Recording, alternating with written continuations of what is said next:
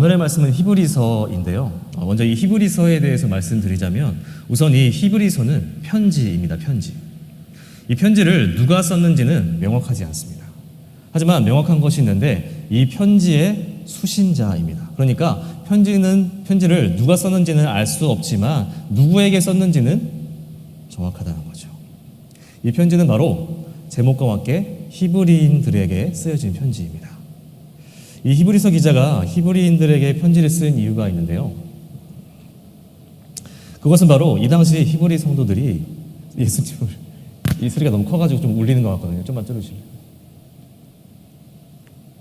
그것은 바로 이 당시 히브리 성도들이 예수님을 알고 믿는 신앙을 가지고 있긴 했는데 이 때문에 로마로부터 핍박을 받아야 했습니다. 로마 시대에 네로라는 황제가 그리스도인들을 박해하던 때가 있었는데요. 그 박해가 히브리인들의 예수 신앙을 흔들고 있었던 것입니다. 그래서 그 박해로 인해 히브리인들이 예수를 믿는 그리스도교 신앙이 아닌 유대교 신앙으로 돌아가려고 했었던 거죠. 이 때문에 히브리서의 저자는 히브리인들에게 유대교로 돌아가서는 안 됨을, 박해를 견뎌내야 함을, 예수 신앙을 지켜야 함을 계속해서 전하고 있는 것입니다.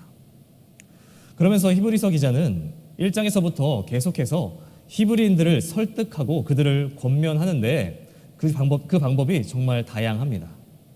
1장에서는 히브리인들이 신앙을 회복할 수 있도록 그들을 향해서 위로의 말을 전하는 것이 아니라 예수님이 어떤 분이신지 다시 한번 소개하고 예수님에 대해서 다시 한번 가르칩니다.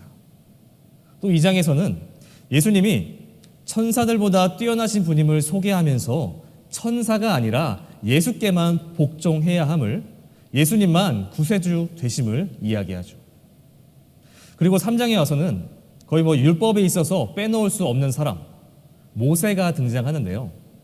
히브리서 기자는 히브리인들에게 위대하게 여기고 또 잊지 못하는 존재인 이 모세를 등장시킴으로써 이 모세뿐만 아니라 모세를 등장시킴으로써 예수님이 이 모세보다도 더 위대하신 분임을, 하나님의 아들이심을 강조합니다. 그런데 이 모세뿐만이 아니라 히브리서를 읽다 보면 더 많은 인물들이 등장하는데요. 4장에서는 이스라엘의 위대한 왕이었던 다윗이 등장하고 또 모세 다음으로 이스라엘을 이끌었던 그들의 지도자 여호수아가 등장합니다. 예수님이 그들보다 더 위대한 존재라는 거죠. 히브리서 기자는 이들을 등장시킴으로써 히브리인들이 예수님을 인정할 수밖에 없도록 권면하고 있는 것입니다. 그들에게 유대교 신앙으로 돌아가선 안 됨을, 그들이 가지고 있는 예수 신앙을 버려서는 안 됨을 계속해서 강조하고 있는 거예요. 근데 여러분, 이렇게 히브리서 기자가 히브리인들을 설득하고 권면하는 과정에서 뜬금없이 등장하는 한 사람이 있습니다. 그 존재는 바로 멜기세덱이라는 존재입니다. 그는 히브리서 5장에 보면 등장합니다. 그가 등장할 때에 히브리서 기자가 어떤 이야기를 하냐면 하나님이 이르시기를 예수 그리스도가 멜기세덱의 계통을 따라 영원한 제사장이 되셨다고 하셨다라고 표현합니다. 여기서 갑자기 멜기세덱이 등장하는데 그 멜기세덱이라는 인물이 얼마나 대단한 존재인지 예수님조차 그의 계통을 따랐다고 이야기하는 거예요. 그러면서 히브리서 기자가 이 멜기세덱에 관하여 이야기할 때에 뭐라고 하냐면 이렇게 이야기합니다. 히브리서 5장 11절의 말씀이에요. 멜기세덱에 관하여는 우리가 할 말이 많으나 너희가 듣는 것이 두나무로 설명하기 어려우니라. 자기가 말을 꺼내놓고 궁금하게 만들어 놓고 설명하기 어렵다고 합니다. 그런데 그래놓고 멜기세덱의 이야기가 끝난 게 아니라 6장에서 다시 한번 멜기세덱을 등장시킵니다. 6장 20절의 말씀입니다. 그리로 앞서 가신 예수께서 멜기세덱의 반차를 따라 영원히 대제사장이 되어 우리를 위하여 들어가셨느니라. 이 뭔 소리입니까, 여러분? 히브리서 기자가 분명히 설명하기 어렵다고 하고서는 이렇게 한 번 더 이야기한 거예요. 근데 한 번 더 이야기할 때에 알아듣기 쉽게 다시 한번 설명해 주는 게 아니라 똑같은 말을 하는 거예요. 들으면 들을수록 어렵게 이야기하는 거죠. 여러분, 도대체 이 멜기세덱이라는 존재가 어떤 존재일까요? 어떤 존재이기에 예수님이 그의 계통을 따라서 대제사장이 되셨다는 걸까요? 오늘 본문은 이 멜기세덱이 어떤 존재인지에 대해서 설명합니다. 먼저 7장 1절에서 2절 말씀을 보겠습니다. 이 멜기세덱은 살렘 왕이요 지극히 높으신 하나님의 제사장이라 여러 왕을 쳐서 죽이고 돌아오는 아브라함을 만나 복을 빈 자라. 아브라함이 모든 것의 10분의 1을 그에게 나누어 주니라. 그 이름을 해석하면 먼저는 의의 왕이요 그 다음은 살렘 왕이니 곧 평강의 왕이요. 먼저 이 멜기세덱의 이름을 말씀드리자면요, 멜기는 왕을 의미하고 세덱은 의를 의미합니다. 그러니까 이 멜기세덱이라는 이름은 바로 의의 왕이라는 뜻을 가지고 있는 거예요. 그리고 이 의의 왕인 멜기세덱이 살렘 왕이라고 하는데요, 이 살렘 왕이라고 하는 것은 이스라엘의 어떤 지역, 이스라엘의 살렘이라는 지역을 다스리는 왕이라는 표현이 아니라 평강을 의미합니다. 살렘은 평강을 의미하는 거죠. 곧 살렘 왕 멜기세덱은 평강의 왕이라는 의미를 가지고 있는 것입니다.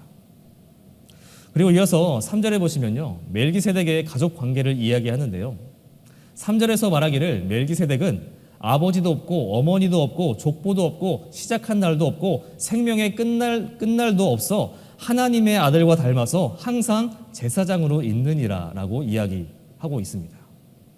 이것은 히브리서 기자가 멜기세덱이 사람을 뛰어넘는 신비한 존재라는 것을 알려주고 있는 것입니다.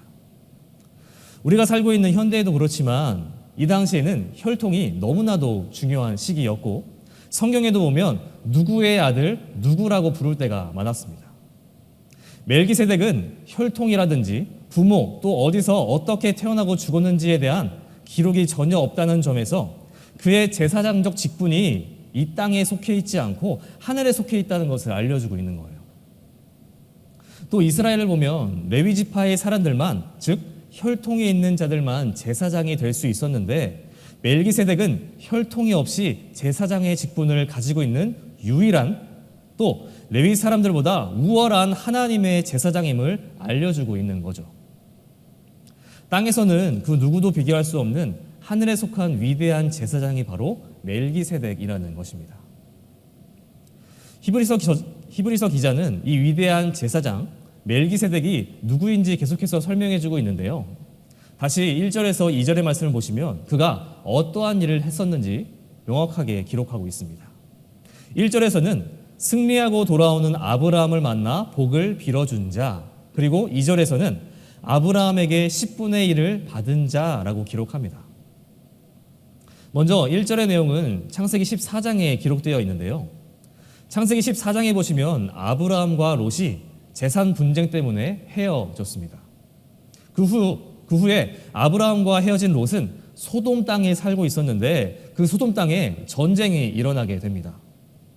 총 9개의 나라가 4대 5로 나뉘어서 전쟁이 일어났는데 그 중에 소돔은 5개의 나라에 속해 있었습니다. 그러나 이들은 우월한 동맹국 숫자에도 불구하고 4개의 나라에 패배하고 마는데 이때에 롯이 포로로 잡혀가게 되죠. 근데 이 소식을 어떻게 알았는지 아브라함이 듣게 됩니다.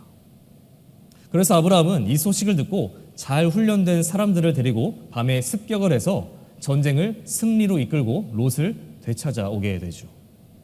이때 승리하고 돌아오는 아브라함을 소돔 왕이 나와서 맞아 주었는데 소돔 왕 외에 한 명의 왕이 더 등장합니다. 그 왕이 바로 멜기세덱이라는 거죠. 창세기 14장 18절에서 19절의 말씀을 함께 보겠습니다. 살렘 왕 멜기세덱이 떡과 포도주를 가지고 나왔으니 그는 지극히 높으신 하나님의 제사장이었더라. 그가 아브라함에게 축복하여 이르되 천지의 주제이시요 지극히 높으신 하나님이여 아브라함에게 복을 주옵소서. 이때 멜기세덱은 떡과 포도주를 가지고 아브라함에게 나와서 아브라함에게 복을 빌어줍니다. 그리고 이어서 아브라함은 생전 처음 보는 그를 어떻게 알아보았는지 전쟁에서 얻은 것의 10분의 1을 멜기세덱에게 드리게 됩니다. 이것이 바로 오늘 히브리서 7장 1절 2절의 말씀을 이야기하고 있는 거죠. 이 이야기를 시작으로 히브리서 기자는 멜기세덱이 아브라함보다도 위대한 존재임을 드러내고 있는 거예요. 4절에 보시면 멜기세덱이 얼마나 위대한지를 생각해 보라고 하면서 아브라함도 10분의 1을 바친 존재가 바로 멜기세덱이다 라는 것을 다시 한번 확인합니다. 너희가 알던 위대한 믿음의 조상 아브라함조차도 멜기세덱에게 10분의 1을 드렸다. 아브라함이 멜기세덱을 하나님의 제사장으로 분명하게 인정했고 무엇보다 멜기세덱이 더 위대한 존재이기에 그에게 바친 것이다 라는 것을 나타내고 있는 거죠. 여러분, 여기서 히브리서 기자는요, 유대교로 돌아가려는 히브리인들에게 과거의 일을 가지고 이야기하고 있습니다. 시기상으로 따져본다면 이 히브리서가 쓰여지기 한참 전, 약 이때로부터 2000년 전 정도의 이야기들로 그들이 가장 위대하게 생각하고 있고 가장 잘 알고 있는 아브라함을 예로 들어서 그들에게 권면하고 있는 거예요. 결국 여기서 히브리서 기자가 말하고 싶은 것은 이런 겁니다. 너희의 위대한 믿음의 조상 아브라함까지도 멜기세덱에게 10분의 1을 드렸다. 그런데 너희는 왜 아브라함만 기억하고 멜기세덱은 기억하지 않느냐? 멜기세덱은 아브라함보다 더 위대한 하나님의 제사장이다. 그런데 예수님이 그 위대한 하나님의 제사장 멜기세덱의 반차를 따라 계통을 따라 영원한 대제사장이 되어주셨다라는 것을 이야기하고 있는 것입니다. 그러니까 누가 더 위대한지, 결국 어떤 것이 더 위대한 신앙인지를 유대교 신앙과 예수 신앙에서 어떤 것이 더 위대한 신앙인지를 조금만 더 생각해 보라는 거예요. 히브리서 기자는 이렇게 멜기세덱의 이야기로 예수님을 믿는 신앙이 더 위대한 신앙이라는 것을, 다시 유대교로 돌아가는 것은 정말 말도 안 되는 일임을 전하고 있는 것입니다. 아브라함은 믿음의 조상이지만 죽어서 그의 사명은 끝이 났다. 하지만 예수 그리스도는 끝이 없고 무엇보다 우리를 위한 영원한 대제사장이 되어주셨다라는 거죠. 여러분, 히브리서 기자의 이야기처럼 여러 가지 고난 속에 어려워하던 히브리 사람들이 조금만 더 생각했었더라면, 자신들이 받았던 은혜와 예수님에 대한 기억을 조금만 더 기억했었더라면 히브리인들을 설득하고 권면하는 이 히브리서가 필요 없었을지도 모르겠습니다. 하지만 그들의 삶이 너무나도 어렵고 너무나도 막막한 나머지 그들의 생각이 막혀버리고 받았던 은혜는 기억 저편으로 보내버리고 예수님이 어떤 분이신지 모두 잊어버리게 된 거예요. 그래서 히브리서 기자는 이렇게 생각이 막혀버리고 예수를 잊어버린 히브리인들에게 계속해서 예수님을 상기시켜주고 예수님이 어떤 분이신지 생각하며 기억할 것을 권면하고 있는 거죠.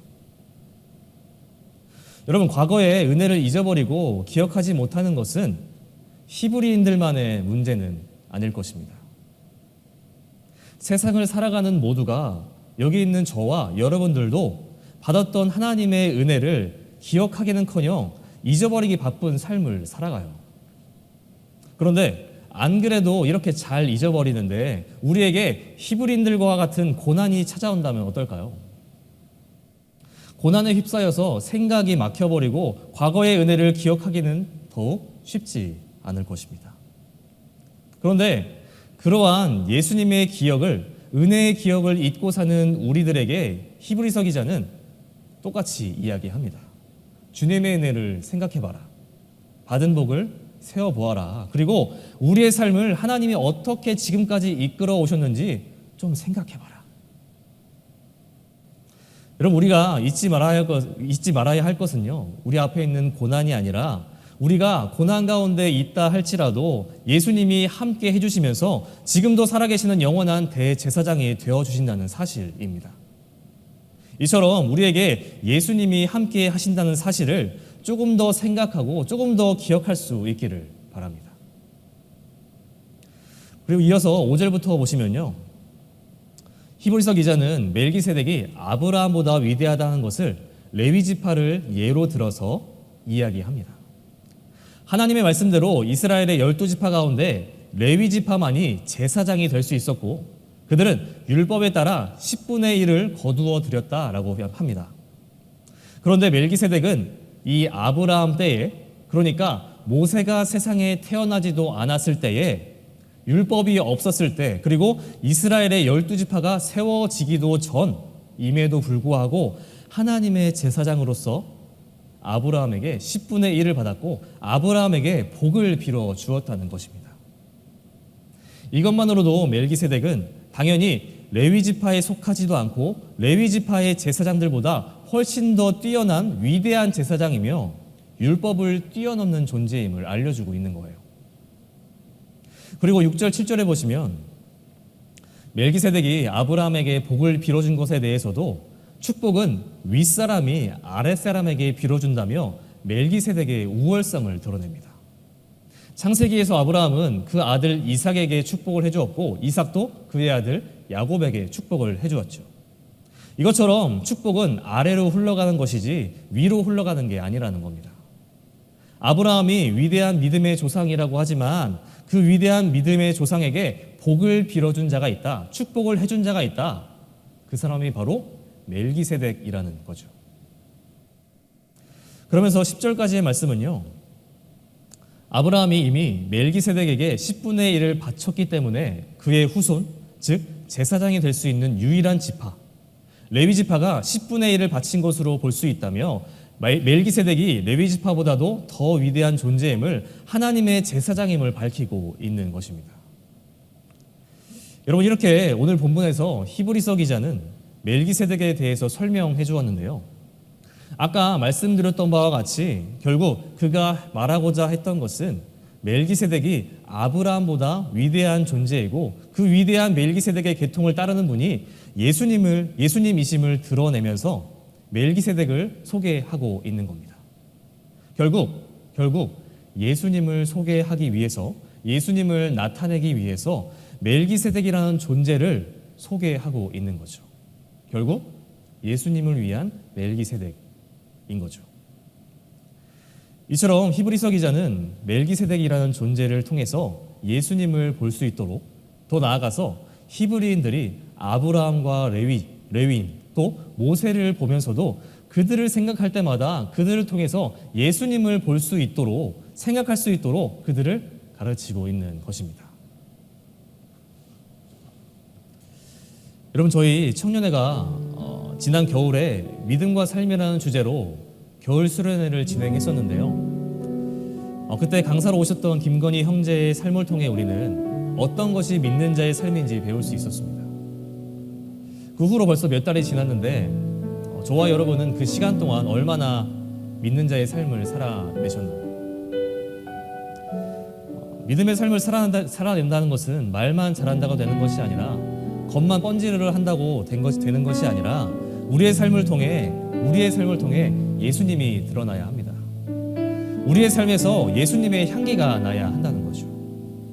멜기세덱을 보기만 해도 예수님이 떠올라야 하는 것처럼 우리의 삶을 보고서도, 우리 자신을 보고서도 예수님이 떠올라야, 생각나야 믿음으로 살아간다고 이야기할 수 있지 않을까요? 여러분, 우리는 너무나도 연약한 존재이기에 늘 잊어버리며 살아갑니다. 하나님께 너무나도 큰 은혜를 받았지만 그 사실을 잊기도 하고 심지어 예수님 자체를 잃어버리기도 해요. 그렇기 때문에 우리가 세상에서 믿음을 지켜야 하는 것도 내 삶에서 예수님이 드러나야 한다는 사실까지도 쉽게 잊어버립니다.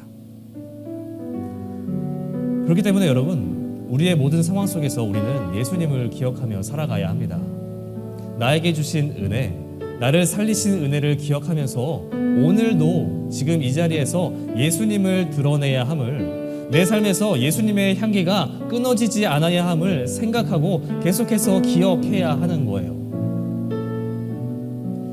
여러분, 이를 위해서 이제 앞으로 한 달 정도 남은 것 같은데요. 여러분들을 다시 한번 청년부 수련회에 초대합니다. 청년부 수련회에 함께 해주시기를 권면을 드립니다. 계속 신청을 받고 있는 것으로 알고 있는데요. 아직까지 신청하지 못하신 분들이 계시면 기억하셔서 신청해 주시기를 부탁드립니다. 그 시간들을 통해서 저와 여러분이 함께 예수님을 나타내는 삶을 살아낼 수 있는 저와 여러분들 될 수 있기를, 또한 우리의 삶 가운데 예수님이 드러나는 예수의 은혜로 살아가는 저와 여러분들의 삶 될 수 있기를 바랍니다. 함께 기도하겠습니다.